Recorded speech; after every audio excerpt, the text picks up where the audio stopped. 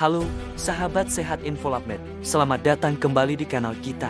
Seperti biasa, pada video kali ini, kita akan membahas informasi yang paling sering ditanyakan. Jadi, siapkan diri Anda, karena kita akan kupas tuntas berbagai isu kesehatan yang sering bikin penasaran.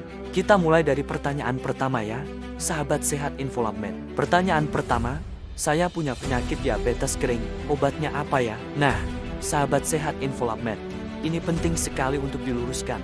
Dalam dunia medis, sebenarnya tidak ada istilah diabetes kering atau diabetes basah. Pembagian diabetes yang kita kenal itu ada tipe 1, tipe 2, dan gestasional. Mungkin istilah diabetes kering ini muncul di masyarakat untuk menggambarkan kondisi penderita diabetes dengan gejala badan yang cenderung kurus, atau mungkin ada luka diabetes yang terlihat kering. Tapi, untuk memastikan dan mendapatkan penanganan yang tepat, saya sarankan Ibu Lindawati untuk menonton video-video kami sebelumnya yang membahas tuntas tentang jenis-jenis diabetes dan bagaimana prosesnya. Tanpa mengetahui jenis diabetes yang sebenarnya, saya tidak bisa memberikan saran pengobatan yang spesifik. Jadi, penting banget untuk kita sama-sama paham istilah yang benar ya. Oke, lanjut ke pertanyaan kedua yang banyak banget ditanyakan.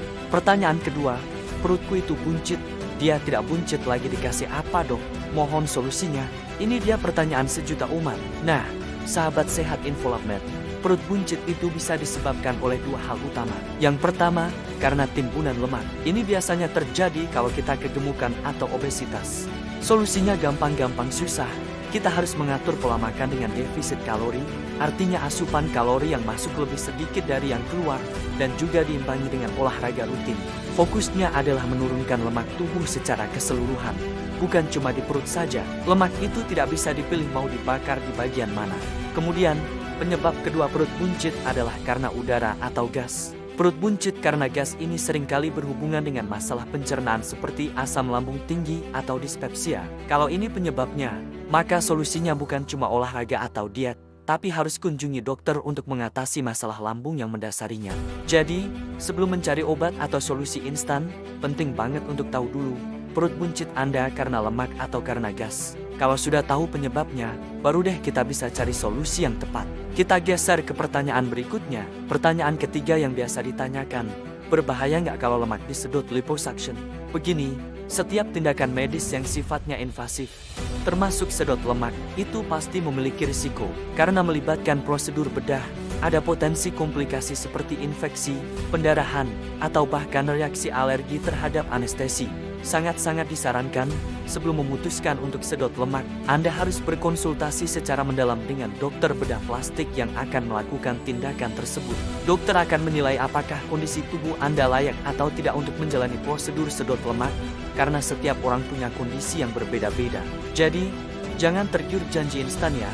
Utamakan keselamatan dan kesehatan Anda. Selanjutnya, pertanyaan keempat, singkat saja, pinggang saya sakit. Aduh, nyeri pinggang memang sering banget dialami banyak orang ya. Penyebabnya bisa macam-macam. Yang paling umum biasanya karena kita duduk terlalu lama, apalagi di era work from home atau bekerja di rumah seperti sekarang ini. Kita sering lupa untuk meregangkan badan. Bisa juga karena cedera akibat salah posisi saat mengangkat benda berat, atau bahkan posisi tidur yang tidak tepat. Apa sarannya? Jika pinggang sakit, tapi jika penyebabnya tidak ditemukan atau rasa sakitnya terus berlanjut, jangan ragu untuk segera mengunjungi dokter untuk pemeriksaan lebih lanjut dan mendapatkan diagnosis yang akurat. Nah, sahabat sehat Infolabmed, berikut ini adalah pertanyaan terakhir yang biasa ditanyakan pada dokter. Pertanyaan kelima, apakah gigi radang berdampak dengan disfungsi ereksi? Ini pertanyaan yang cukup unik ya. Secara fisik atau langsung, sebenarnya tidak ada dampak yang signifikan antara radang gigi dengan disfungsi ereksi. Namun, dampaknya ini bersifat psikologis.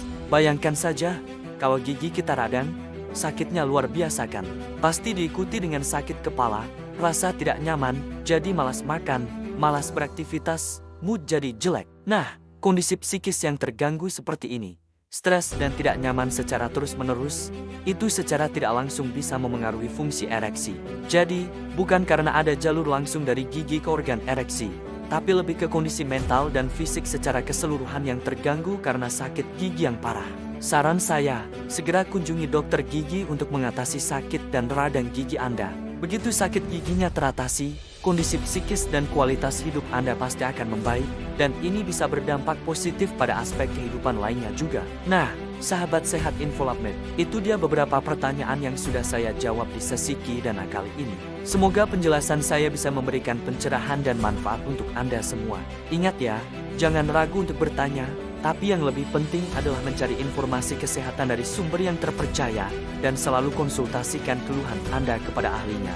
Jangan lupa like video ini kalau Anda merasa terbantu, share ke teman-teman Anda, dan subscribe channel Involapmed agar tidak ketinggalan informasi kesehatan terbaru dari kami. Sampai jumpa di video berikutnya, salam sehat.